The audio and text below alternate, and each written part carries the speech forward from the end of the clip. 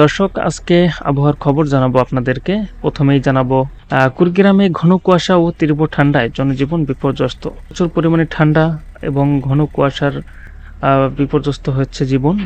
এছাড়াও অব্যাহত থাকবে কুয়াশা শৈত্যপ্রবাহ।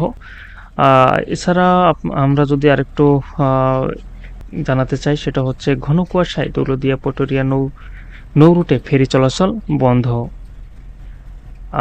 এরপরে আমরা 7 জেলার উপর দিয়ে বইছে মৃত শৈত্যপ্রবাহ।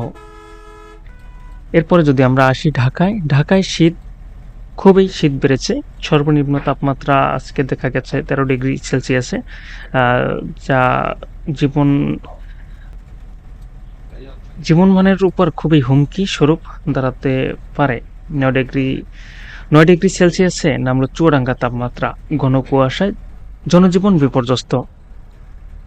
এছাড়াও আবহাওয়া অধিদপ্তর থেকে সতর্কতা এবং সারা দেশে ঘন কুয়াশার আভাস দিয়েছে। ব্যাহত হতে পারে সড়ক নৌ চলাচল যোগাযোগ। এছাড়াও রাস্তাঘাটে বা ঢাকা শহরে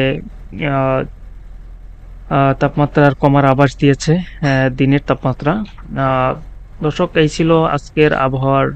আমাদের সাথে যুক্ত হবেন এবং আমাদের সাথেই থাকবেন আবহাওয়ার খবর জানতে এবং অন্যান্য খবর জানতে।